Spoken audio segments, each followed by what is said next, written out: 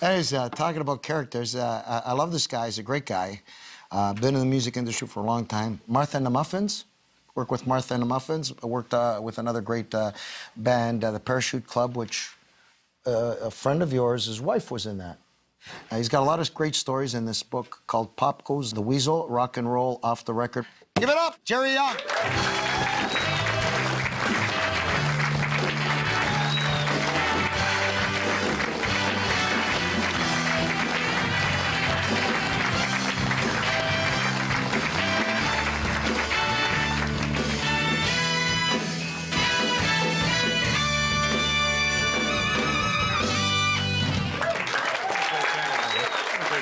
Nice fedora. Thanks. $10.95. Actually, it does still look like you. A little Photoshop. It looks good. That's 20 or 30 years ago. 20, 30 years ago? Yeah. So why won't you take a picture of now? You're still a because good-looking guy. Because the book was written about the 70s and 80s. So you took a 70s and 80s thing? You got it, buddy. So you don't have a perm? No. But three of my friends, like Jim Waters from the Chum Chain, is in the book with a photo, and he has a major perm. Did you get a perm in the 70s, Mr. Taddy? No. Always straight. Did you ever have a mullet? Yes. We never called it a mullet. I never had one. But we never called it a mullet when I was growing up. We called it a shag. In England, that means something else. I've heard that. I'm just saying. So this has everything from your experiences in music? Basically, I got into the music industry when I was a student at Loyola College in Montreal, Concordia University, when the student union asked me to book some bands. So I booked Johnny Winter, brought him into Place des Arts in Montreal, sold out. So you were a promoter? A promoter, student promoter. Unfortunately, he ripped the whole seats out of the beautiful auditorium. Why would he rip the seats out? Well, the fans did. So he had some rambunctious fans? And therefore, when I went to collect the money for a sold-out show... You had to pay for the seats. I had to pay for the seats because the wonderful person who'd booked the theater with me, and I'm 19, had never told me that I could get insurance. So you missed on the insurance? Oh, $3,000 worth of damage. So you had Johnny Winter. Yeah. So there's two brothers, Edgar and Johnny. Edgar. Which one did Monster? That would be Edgar. Edgar.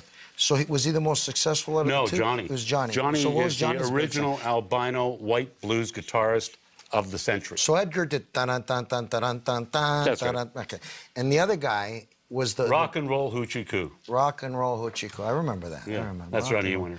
So they're still playing a lot of music? Johnny's still playing, as a matter of fact, and there was a CNN special on him just a week ago. When I was a kid, the rumor was that they were they had this affliction, and they were albino. They are albino. And that would hamper the longevity. And it's good to hear that they're still alive. I'm so happy. Apparently, that was the story back then. But here we have 2011. Johnny and Edgar are both still happening, both still playing. As a matter of fact, Edgar, his brother, does a lot of soundtracks and is a major soundtrack producer. But they were both very talented. Major talent. Did they ever do a concert together? By the way, Johnny had a heroin addiction. And the first time I actually met him, and my first experience in walking into a rock and roll hotel room was I walked in, and the first words I heard was, "Who stole my effing grilled cheese sandwich?" So did he say f***ing grilled cheese sandwich? Yes, he did. And he just want to translate for the studio He was basically talking to the whole band, and this was the opening up for me about what band etiquette meant. Their whole thing was, band etiquette was, you know, you don't eat my grilled cheese sandwich if I order one.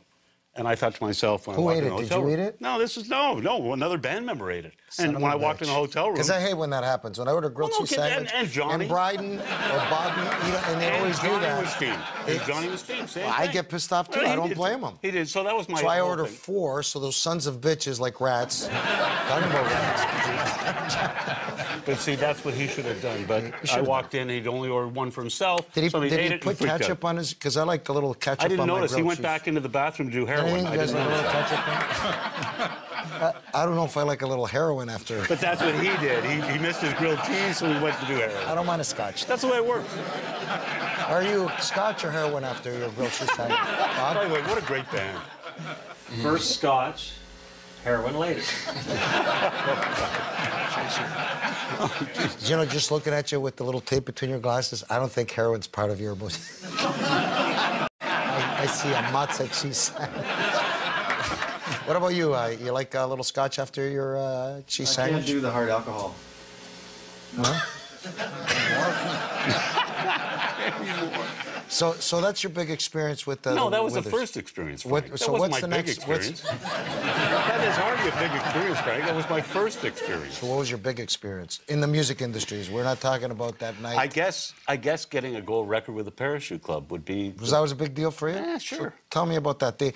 Was that Rise Up? Was that the big that was Rise tune? Up, the Parachute Club. I guess, you know, after I left Polygram and dealing with Peter Gabriel, Kiss, Cher, people like that, and Johnny Winter, other people, I started my own company, a management company, and the first band I had was Martha and the Muffins. They had a hit called Echo Beach. And then I had... Why are they called Martha and the Muffins? Did they have, like, muffins every morning? Thank you. Good question.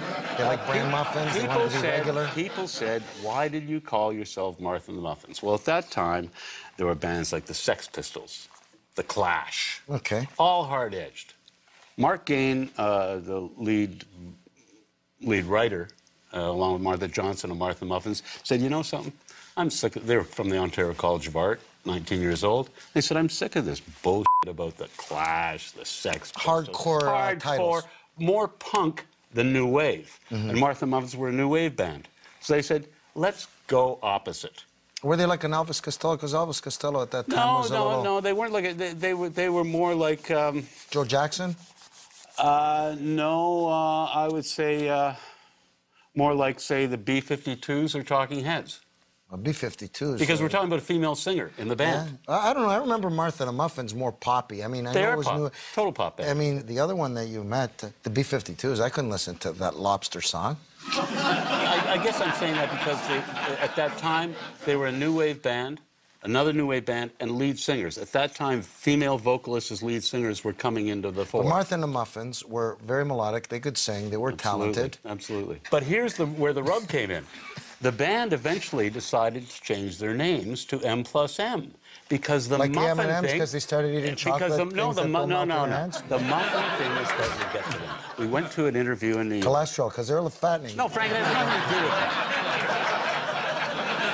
We went to an interview. The band went to an interview. I was there. Then I went to interview in New York, and a music director. This is when Echo Beach was the #1 song around the world, and a great music director in New York went, and so Mark, you're a muffin, and he went, it's over.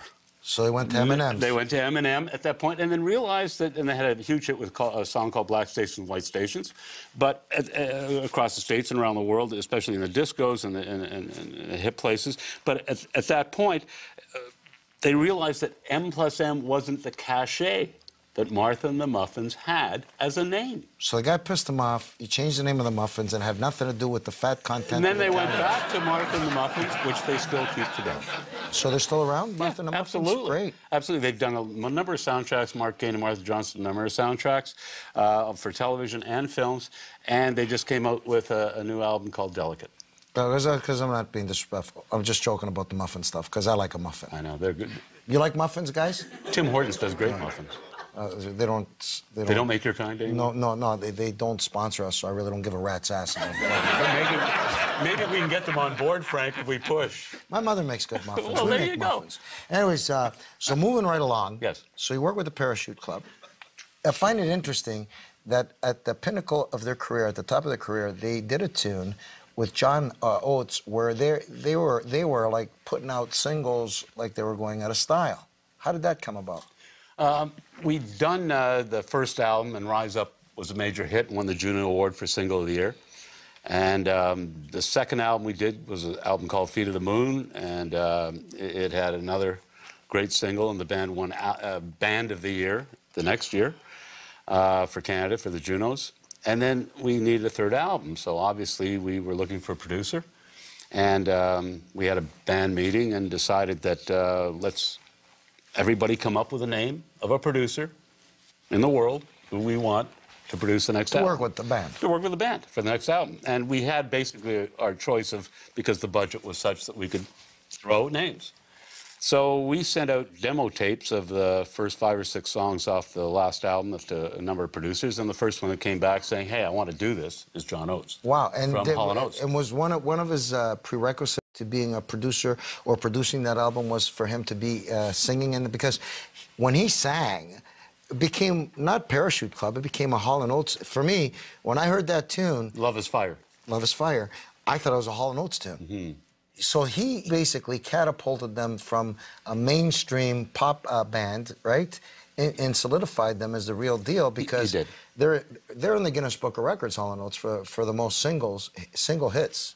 Am I right or yes, am I they right? are. They have the most duo single hits in the world. And I saw them on TV a couple of weeks ago. They still, still rock. They rock. They're still amazing. I mean, time has not passed them by. And talent doesn't change, you know, the time. yeah, but the speed of time to life it. is such a crime. There's a gratuitous thing. Anyways, Gerry, I wish you lots of luck. I think you're a great guy, and we've worked with you because I believe you're the best in the industry in what you do. Thanks. And I'm proud to call you my friend. And it's great that you joined us today and had some lunch with us. I want you people to go out and take a look or go on Amazon.com. Pop Goes the Weasel, Rock and Roll, Off the Record by Gerry Young. It's very interesting, and it's all part of our culture, Canadian music. Gerry Young. Give it up for Gerry Young. We're going to take a short break. We're going to be right back.